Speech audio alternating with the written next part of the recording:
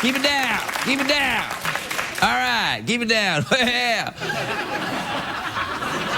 what I do, everybody? What I do? Hey, I wanted to say hi because I haven't been here in a while. What happened was my team was in the Super Bowl. My team. And so I went down to Miami and, you know, things got a little frisky.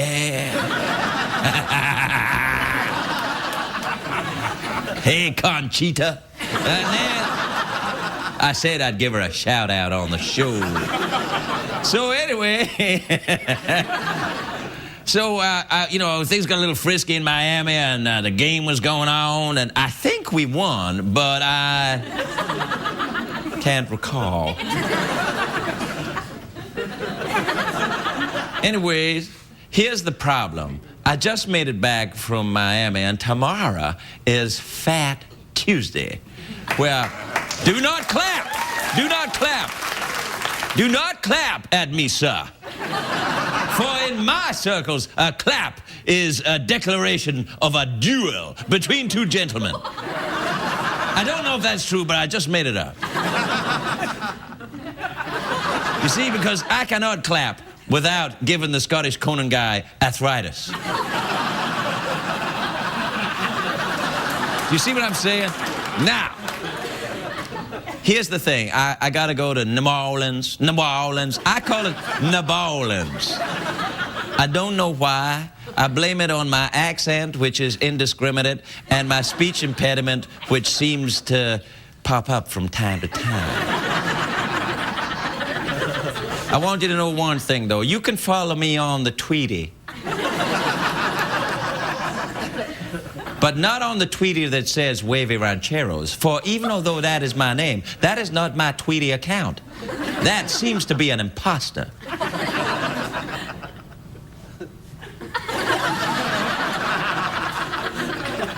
Follow me on Craigie-Ferg.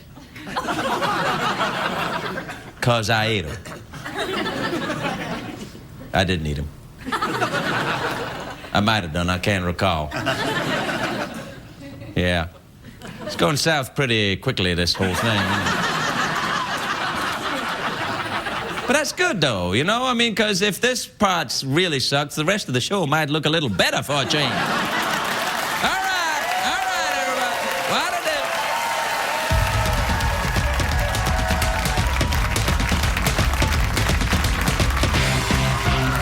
Watch The Late Late Show with Craig Ferguson on CBS and get full episodes whenever you want right on your phone. VCast Video on Demand from the network with the most 3G coverage, Verizon.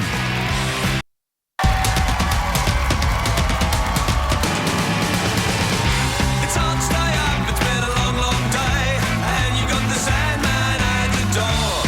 But hang on, leave the TV on, and let's do it anyway. It's okay, you can always sleep through work tomorrow, okay? Hey, hey, tomorrow's just your future yesterday. Ladies and gentlemen, Craig Ferguson.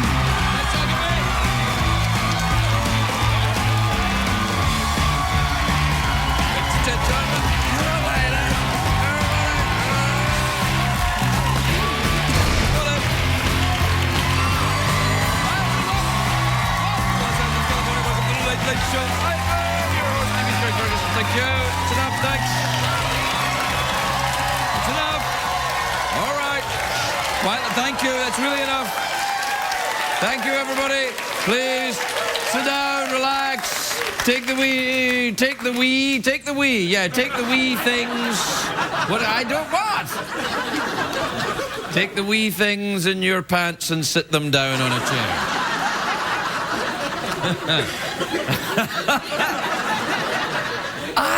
I'm dirty even when I don't want to be. It's kind of like I'm sort of not. It's a great day for America, everybody, yesterday. It is a great day. Because, of course, it's President's Day. It's President's Day. Happy President's Day, everybody. The President's Day, we celebrate America's presidential history by enjoying a great deal on mattresses.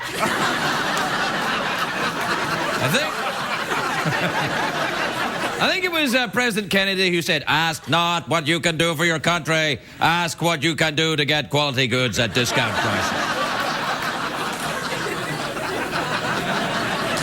That wasn't very good impersonation of JFK. It was kind of like if JFK had been a robot, that would have been. Ask not what you can do for your... Do you know there's a congressional candidate in Missouri and he's saying that allowing gays in the military could strengthen Al-Qaeda? And I'm like, and how exactly would that work? How does that work? Oh, they dance better than me and they know how to accessorize. I'm very, very angry. It's time for jihad. Also, scientists today are saying that being bored can actually be bad for your health. You should probably change the channel. Anyway, it's not only a great day for America, it's a great day for Canada. Up in Vancouver, the Winter Olympics are in full swing. Canada won their first gold medal for the men's freestyle mogul skiing. It's the first time they've won a gold in their own country. So congratulations, Canada. Well done. Well done, Canucks. Our northern neighbours. I was in Canada a few weeks ago, and not everyone up there is happy about the Winter Olympics, because putting on the games is expensive. It's costing the Canadians like $1 billion. Well, $1 billion Canadian dollars. It's like $40 or something. No, I'm kidding, I'm kidding. Well done, Canada. Congratulations. I love Canada. I like it. The time I spent in Canada was great. The people there are delightful, and they're friendly. It's probably because this show doesn't go out in Canada. Actually, it does. It does go out in Canada. That's how polite and friendly they are. They knew who I was, and they were still polite. Oh, look, it's that late-night douche, eh?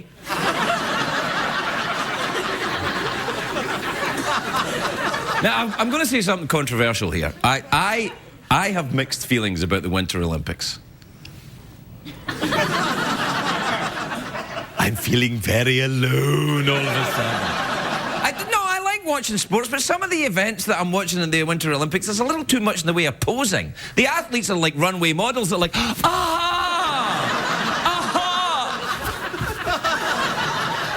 think they can't decide whether to spend their time training or picking out their outfit. I mean, look at this guy. Look, come on!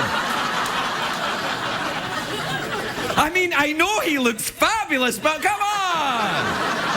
I know he trained for years at a shot at Olympic glory, but I have a hard time taking an athlete seriously when he's dressed like Lady Gaga. That's what I'm saying. That's what I'm saying. It's just me, it's not him. Do you know what I can't understand as well? How the skiers can stay warm wearing these spandex catsuits. Freezing? These things are paper thin. To go skiing, they wear what I wear to go jazzercising.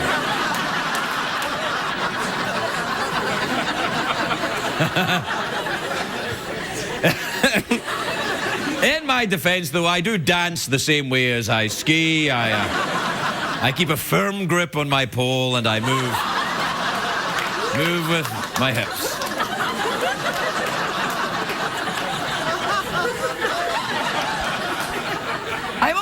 I must be honest, I'm a little bit sceptical about some of the events because the judging seems a little bit arbitrary. It feels like the judges just... The judgeums? Yeah, the judgeums.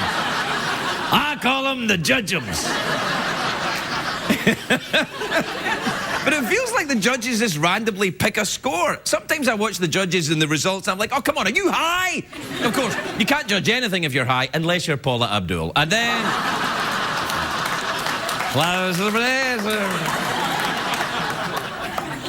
So anyway, last night I'm watching the pairs figure skating. Do not judge me, bitches, do not.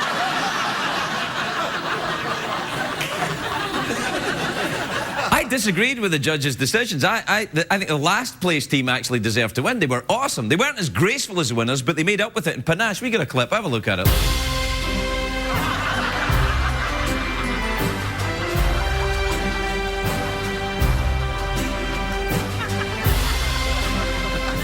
I don't care who you are. That's awesome.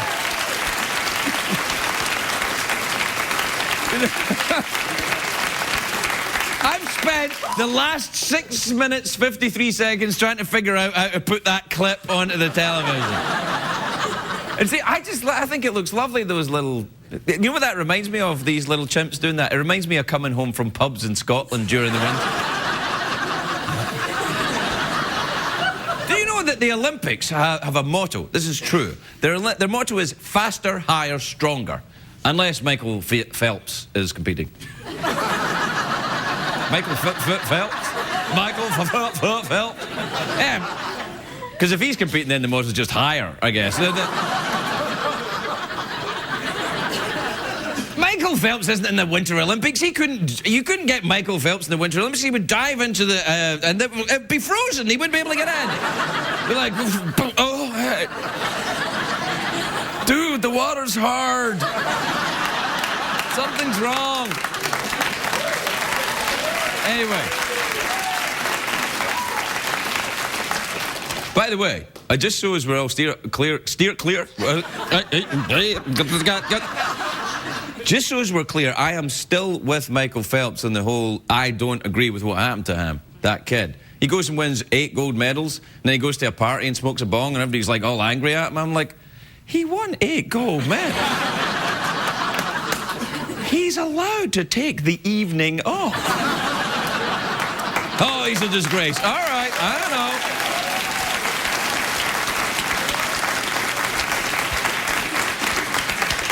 I look forward to your letters. Anyway, look, if we don't agree on that, there's one thing we can all agree on. And I think that's that in the Winter Olympics, the worst sport ever is curling. Come on, it's like bowling, but with stones on ice. And a guy sweeps in front of the stones so it doesn't... I don't know, it doesn't get dusty or something. There's nothing worse than dusty stones. That's true, actually. There is nothing worse than dusty stones. I found that out the hard way during a sandstorm in Albuquerque. We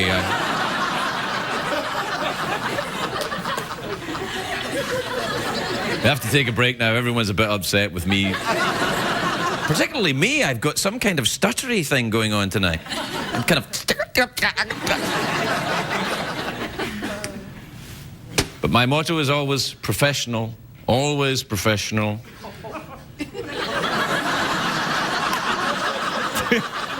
That's my motto that I just made up. I think it's good. Do not clap. Because I'm trying to figure a way of getting to the commercial break in the most awkward manner possible.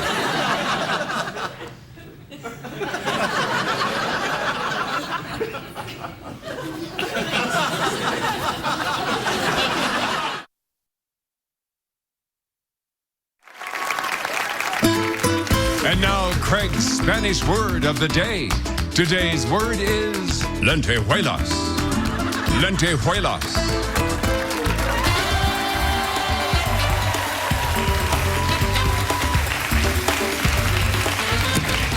Welcome back, everybody. Welcome back to the big Winter Olympics extravaganza we're having tonight here at the show, where we celebrate all things Canadian by being polite and a little bit reserved. Hi, how you doing, eh?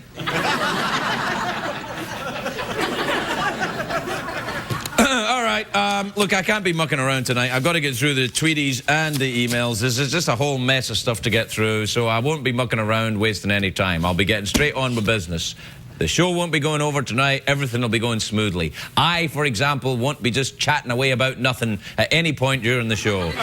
No, sorry. There's no way I'm going to screw things up tonight. No way, Mikey. I'm going to get the show done properly. Right on time. Just like the way you always like it. I'm going to keep going without interrupting the carefully planned and laid out piece of crap we have for you this evening.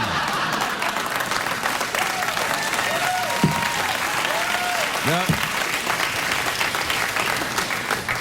Does this suit look a bit big on me? It feels a little boxy. Sorry, I don't have time to talk about my boxy suit.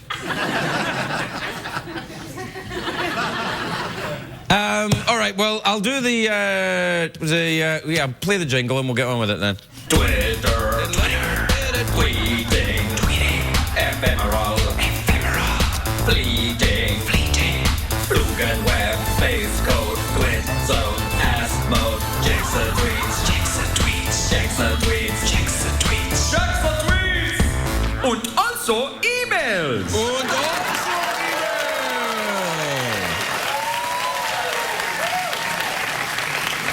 Good. All right, just in case you are not up on the way technology works, what happens is emails are white paper, Twitters are in yellow paper. I don't know why, that's just the way Bill Gates wanted it. All right, this is a Twitter from Megan Hollister, who says, Craig, I am 16 and I was thinking about getting a tattoo on my wrist. Do you think a wrist tattoo would be a good first tattoo? See that? See that there? That's on my wrist, that tattoo right there. You see it? Now, we've only been working here 5 years. How could you possibly find my wrist? Come on. There you are. What about there? What if I do it there? Over there. See? The thing next to my head. Zoom in on it. That's my wrist. Right, now, the thing is about getting a tattoo, this goes all the way up, round, and right onto my pee-pee. But it doesn't. But this is not a good place. The wrist is not a good place to get your first tattoo because, especially this very close down near, because it's very, very painful. You know it's going to be painful when all the big guys in the tattoo parlor come around and they go, all right, to watch you getting your tattoo. Then you know it's going to be bad. But you are 16 and you're a girl, so I'm thinking maybe now's not the time. Don't you have to be 18 to get a tattoo anyway? I think you have to be 18 to get a tattoo, so you're going to have to wait 2 years to get a tattoo. And then when you do, I suggest tramp stamp first. And then... Because it doesn't hurt back there. It doesn't hurt. That's where I get my first one.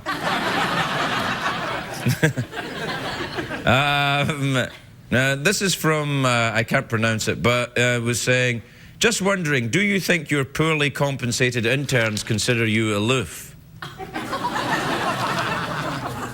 This is from one of the interns, isn't it? All right, Gecker Nixtel. We'll find you. And when we find you, you're going back to college. Community college, where you came from. Where do the interns come from? All over, really, don't they?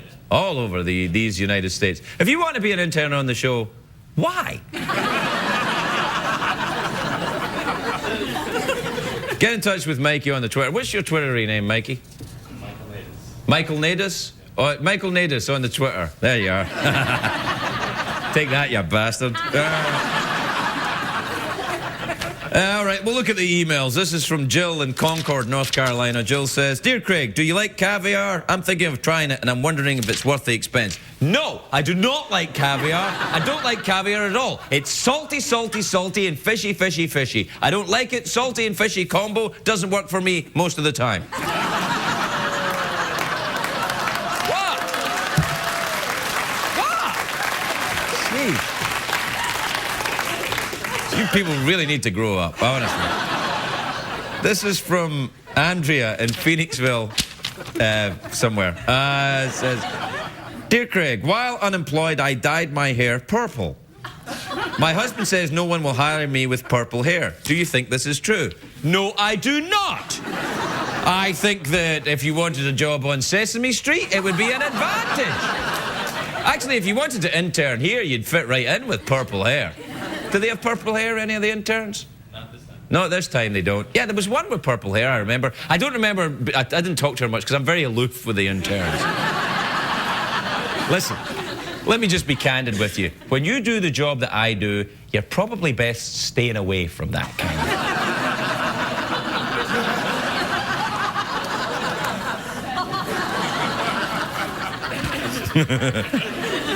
We can cut that out. This is from Peter in Kansas City. Peter says, Craig, what is marshmallow in Spanish? Don't know. What am I? Google? Google it. This is Chris in Guelph in Ontario, which is in Canada. Craig says, why? Craig doesn't say this. Chris says it. Says, Craig, why isn't it normal to wear turtlenecks to bars anymore?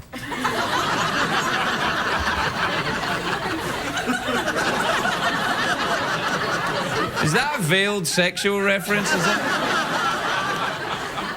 I think, I don't know why. Maybe because it's not 1974. I don't know. I always wear a turtleneck when I go to the bar. But then again, I'm European. I think you know what I'm saying. Yes! Just never had it done. Wasn't popular in Europe back then. That's why I never got into porn. Well, when I say I never got into porn, I meant never appearing in porn. I know we're out of time, but don't care. This is from Hunter in Athens, Georgia. That's where REM are from. You're welcome. Actually, people in their 40s. Hunter says, Dear Craig, I am interested in this girl, and she has told me time and time again she is also interested in me. But she has a boyfriend. If you're in my shoes, how would you scare him away?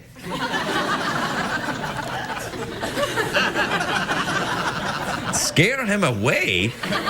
You scare him away like in Scooby-Doo when you pretend there's a ghost at the theme park or something? Well, what they would do in Scooby-Doo is you would set up a projector, and then when he comes by, it would look like there was a ghost and some area was haunted, and then he would go away, and then...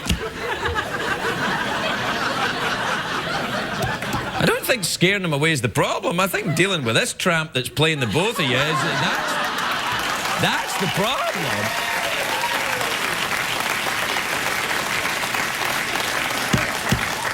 I don't know. Where's Jerry Springer when you need him? All right, we got to take a break. We'll be right back.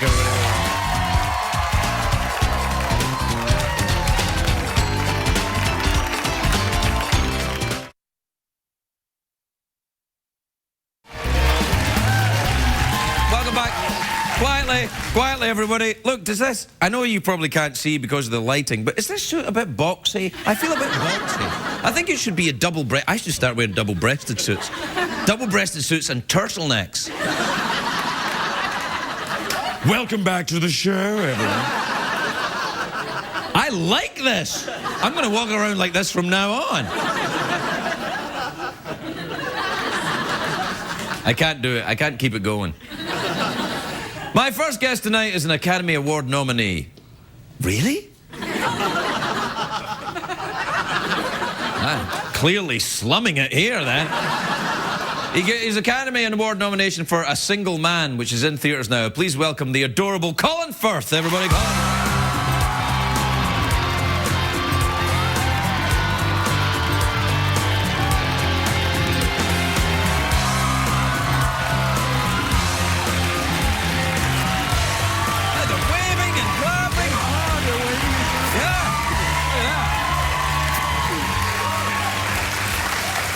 Well done to you. They very much enjoy it. That suit doesn't look boxy on you at all. It looks fantastic. It's not boxy. It's not? No, it's... Maybe it's me that's boxy. What's it? It's a rhombus shape. Kind of rectangular... Yes. Box isn't... Trapezium.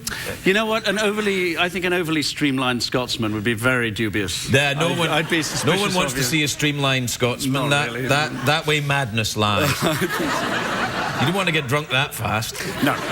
How are you? Congratulations on getting nominated for an Academy Award. That's like an Oscar, isn't it?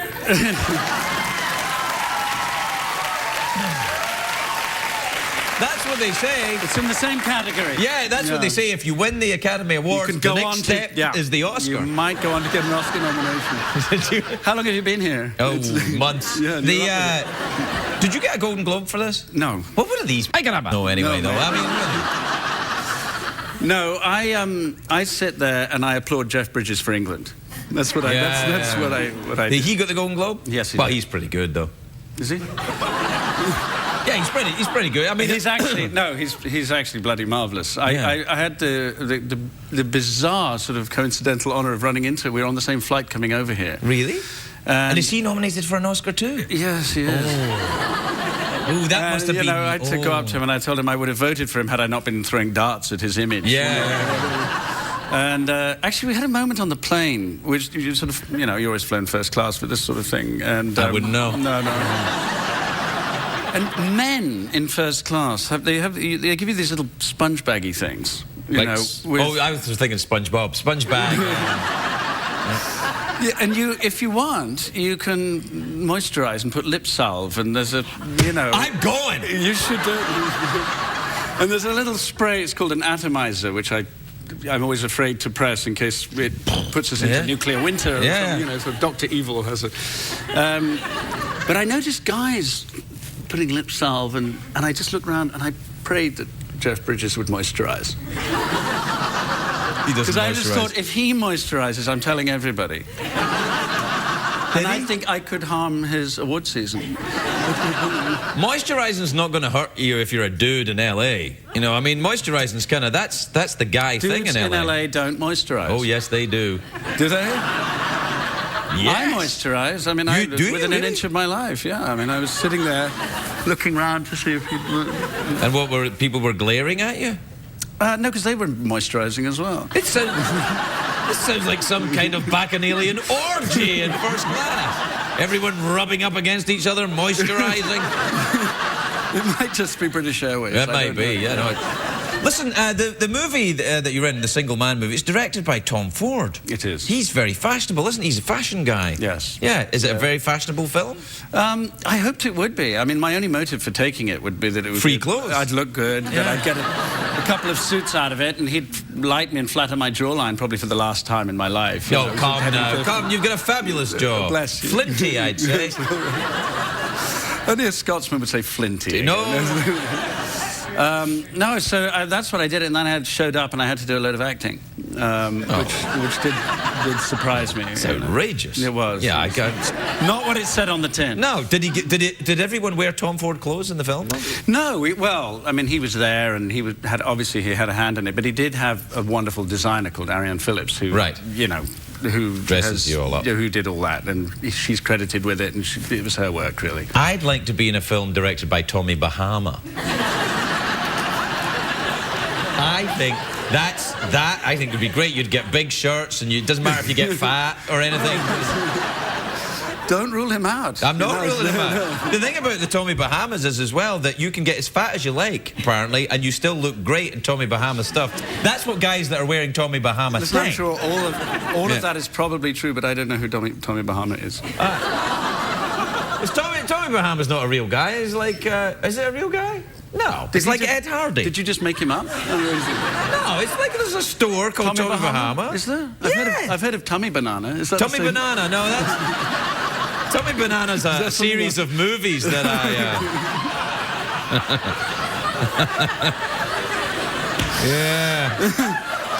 Yeah. You did get into porn. I did get into porn. Yeah. I did. Do you enjoy pornography? Do you watch a lot of porn?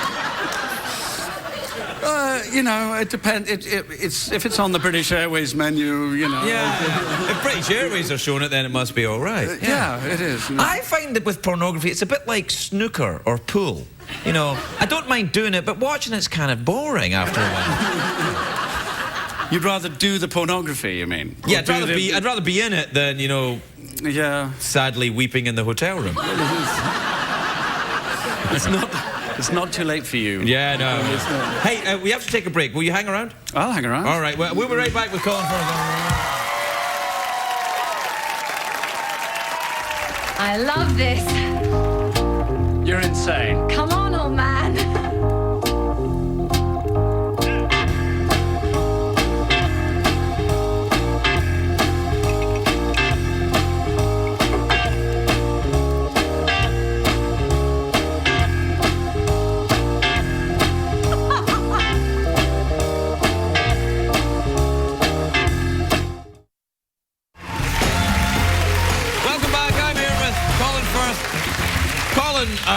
Colin, you're very English. How's that? How's that going? It's I find it difficult. Yes, yeah.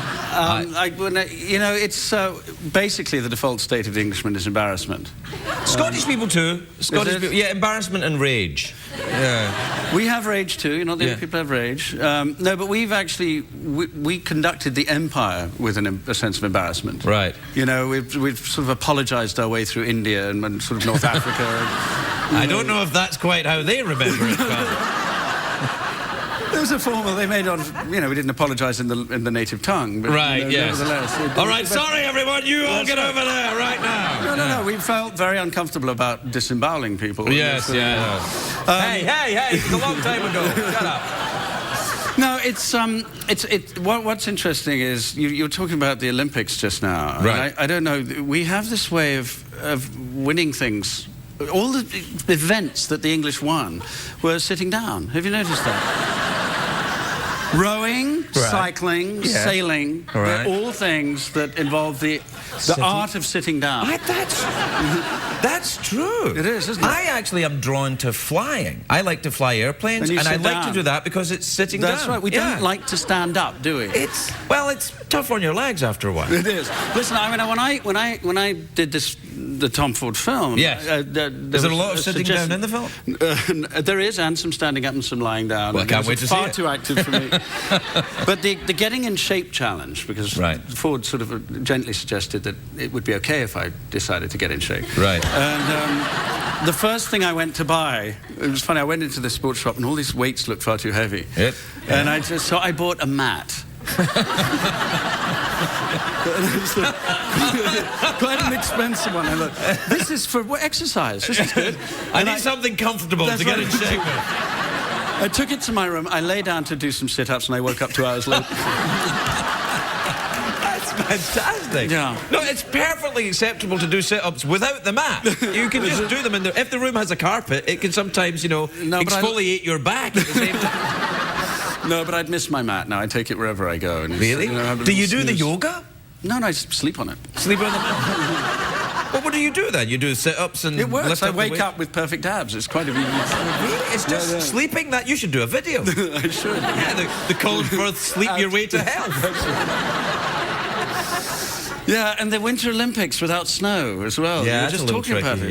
Well, I think I'd prefer it, really, because the snow makes you go too fast. Well, I think the idea is to, pick up a bit of speed on the way down. That's... I don't like that. Well, you could do it sitting down. What was the motto? Faster, higher, stronger, something like that, You see, I think I would go for a little bit slower, lower. Yes. And sort of in touch with my feminine side. On the way down. Now, you say that like you are in touch with your feminine side. Are you in touch with your feminine side? And what does that constitute, being in touch with one's feminine side? It constitutes a lot of effort going into trying to get in touch with my masculine side. Because lately, I mean, I've done an ABBA movie. That doesn't... But that was great. That was a great movie. I loved that movie. The Mamma Mia with the... And when Pierce Brosnan says in that movie, "I see you kept my bagpipes," I laughed for a week. That is great, and I know Pierce and like him, and I love that line that he had to say. But it's the nicest thing you could say to a woman. It is. "I see you kept my back." They just melt. They do. They love it. And a woman loves you if she keeps your spider-like musical instrument for a long time. That's right. Do you ever play the bagpipes or any other musical instrument? Not so much these days. Right. Really, that was more of a thing of my youth when I wanted to impress the girls. Rock and roll. Really? What did you play? Pierce my ears and bagpipes. Bagpipes? No, I tried to play the guitar. Really? Yeah. The guitar was banned at my school. I mean, this is another thing about England. The school I went to would not allow the saxophone or the guitar because they were not serious instruments. It was a quite extraordinary thing. Really? So what? I arrived and they said, "You get to play the baritone euphonium." Which is like the tuba, but less sexy. Yeah. The baritone euphonium is not quite a tuba, right? It's a smaller and tuba. Not even as much. It's not even good for comedy, really. I mean, a tuba at least. No one ever got laid with a baritone. I don't know, though. I think we could maybe ask that question of the viewers. Anyone get laid with a baritone euphonium? I don't know. Are you still living in England? Still living in London? I am. London's very nice. What part of London are you in? I live in Chiswick, West London. I like Chiswick. Do yeah, you? it's just past Chelsea on the way to the airport. That's right. Yeah, very Depending nice. which way you're, yes. Yeah, well, if you're coming in from the airport, it's just before Chelsea. That's Yeah. Thanks for pointing that out. A lot of time spent in Italy. My wife's Italian, so Really? I have the very good fortune to have That's that. rather daring to have an Italian wife and be English, isn't it? Yes. That I love that. It's frightening. I mean, that is one thing, actually, I have never got used to. What? Are your wife being Italian? The fact that she's Italian. Yeah, that's fun. Does she cook? Yeah, she does. Yeah, she very cooks. well, probably. I'd imagine. She cooks brilliantly. She certainly frightened it out of me. I used to cook very, very enthusiastically until I met her, and then I realized... beans on toast, another English fare, I'd imagine. Deep fried Mars bars. Deep fried Mars bar, that's more Scotland. No, do you still have yourself the odd deep fried Mars bar? No, I don't. I mean, I occasionally will foray into a little bit of haggis. You will, eh? Yeah. Because it's quite a dietary leap from Scotland to Los Angeles. Yes, isn't it, yes. really? I actually went back home about 18 months ago. I was in Scotland, and I went to a restaurant, a local type. I'm not going to say it was a cafe, and they had fried food, and my body went into toxic shock. It happens when you go home. I mean, I have to say, I do miss it. I love solid, greasy, old-fashioned English. Oh, yes. Yeah. No, I mean, it very didn't go difficult. too far. The school I grew up in, it was actually like child abuse, the food that they served. Really? I mean, they used to make us eat every last bit of it, and I used to walk out with my pockets full of sausages and tinned peas, which is disgusting. It sounds kind of great. It's though, better as in well, your pocket than down your neck. Pockets full of sausages and tinned peas sounds a little bit porny as well, actually. Yeah. But it's better than... what I don't like, what I cannot bear is this sort of the nouvelle, the vertical food. Yes, it's tiny little bit on a big plate and then a tiny little bit of food in the middle. A sphincter of pigeon with a Yeah, kind of a grape and a... drizzled in... Sphincter of pigeon? You know how to live with your moisturising and your pigeon sphincter. God. Living the dream, sir. I'll tell you how about English catering. I'll go soon, don't worry. You're going to have to in a minute. Yeah, we're out of time. No, English catering. Working with Tom Ford, one of the things that was easy is the catering in this country is absolutely fantastic on a film set. Oh, yes. You can eat healthy stuff and it still tastes good. This is how bad it is in England. This is a long time ago. It's got better. I just did a movie and finally the level's coming up now. Timothy Spall, English actor. I know Tim, yeah. They had to make... There's a scene where he vomits. Yeah. And they It'd had be to very make... difficult to make Tim Spall vomit. Come on, be fair. I've seen things that could easily make Tim Spall vomit. Pigeon sphincter. Yeah. He had to be covered in vomit, and the props department cooked up this stuff, this vomit for him. And I tell you, it was the best that, compared to the catering. The entire cast and crew were queuing up with their bowls. Another passable vomit. A bowl of Timothy Spall's vomit. You can actually get that in a lot of restaurants in LA now as well. I'll have the Spall vomit, please. Colin, we're out of time. Listen, good luck at the Academy Awards, and then who knows, maybe on to the Oscar after that. The very lovely Colin Firth, everybody. We'll be right back.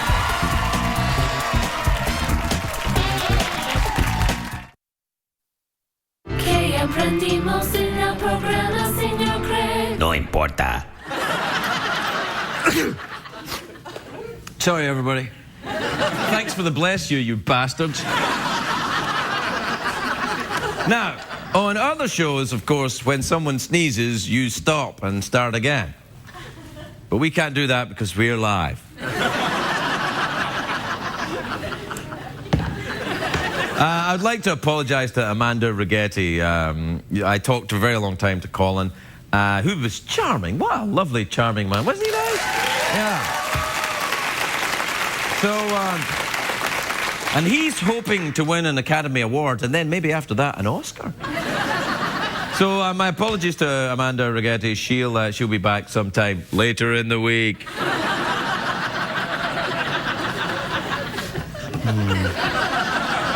I don't know when, though. Whenever she can make it, that'll be the thing, I guess. What else did we learn on the show tonight? We learned that Colin Firth moisturizes a lot.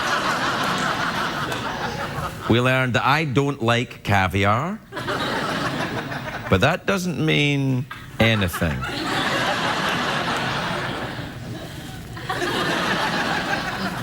And we also learned that my tattoo goes all the way around to my pee-pee.